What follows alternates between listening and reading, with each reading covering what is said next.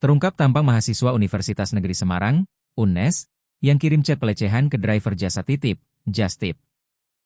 Berdasarkan pangkalan data pendidikan tinggi, PDIKTI, yang bersangkutan tercatat sebagai mahasiswa Fakultas Ilmu Keolahragaan UNNES yang masuk pada 25 Agustus 2025. Kasatres PPA dan PPO Polrestabes Semarang, Kompol Nimade Srinitri, mengatakan pihaknya menerima laporan dugaan pelecehan seksual non-fisik pada Rabu malam melalui aplikasi Libas. Semalam Polrestabes Semarang mendapatkan laporan adanya dugaan kekerasan seksual non-fisik atau verbal yang terjadi di salah satu kampus di kota Semarang. Saat tim datang ke lokasi memang massa sudah berkumpul banyak di sana, kata dia, didampingi Kasih Humas Polrestabes Semarang Kompol Riki Fahmi Mubarok, saat ditemui di Mapolrestabes Semarang, Kamis, 18 Juni 2026. Tim gabungan dari Satreskrim, Satres PPA, dan personel lainnya kemudian mendatangi lokasi sekitar pukul 1.30 waktu Indonesia Barat.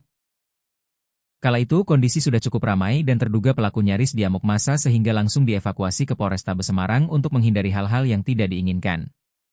Dikatakan Kompol Nimade, berdasarkan hasil penyelidikan awal, dugaan pelecehan bermula ketika pelaku dan korban yang sama-sama tergabung dalam grup WhatsApp Justip. Terduga pelaku kemudian mengirimkan chat pribadi kepada korban yang berisi kalimat bernuansa pelecehan.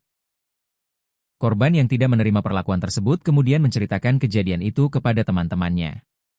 Bentuk dukungan dari sesama mahasiswa kemudian berkembang menjadi kerumunan besar di lingkungan kampus. Korban tidak terima, kemudian memberitahu rekan-rekan yang lain. Selanjutnya massa semakin banyak berkumpul di kampus tersebut, paparnya. Saat kerumunan berlangsung, terduga pelaku sempat melakukan klarifikasi atas dugaan perbuatannya. Namun karena massa terus berdatangan, polisi memutuskan segera mengamankan yang bersangkutan untuk kepentingan penyelidikan sekaligus mencegah aksi main hakim sendiri.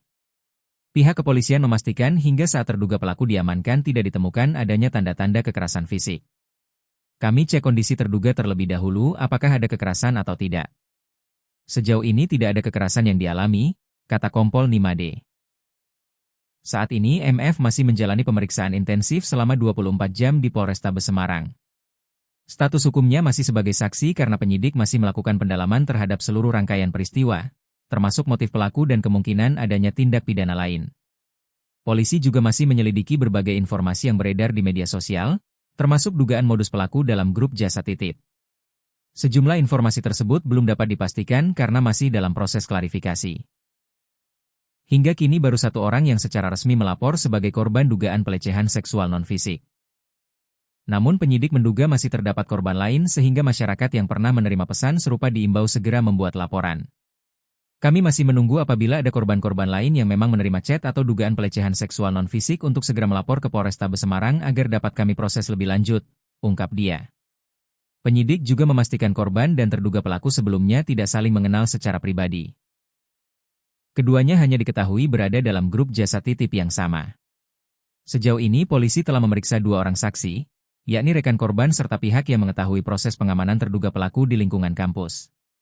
Untuk sementara, penyidik berpotensi menerapkan Pasal 5 Undang-Undang Nomor 12 Tahun 2022 tentang Tindak Pidana Kekerasan Seksual, UU TPKS, terkait dugaan pelecehan seksual non-fisik dengan ancaman pidana paling lama 9 bulan penjara. Meski demikian, polisi masih membuka kemungkinan penerapan pasal lain apabila dalam penyelidikan ditemukan unsur tindak pidana tambahan maupun korban baru.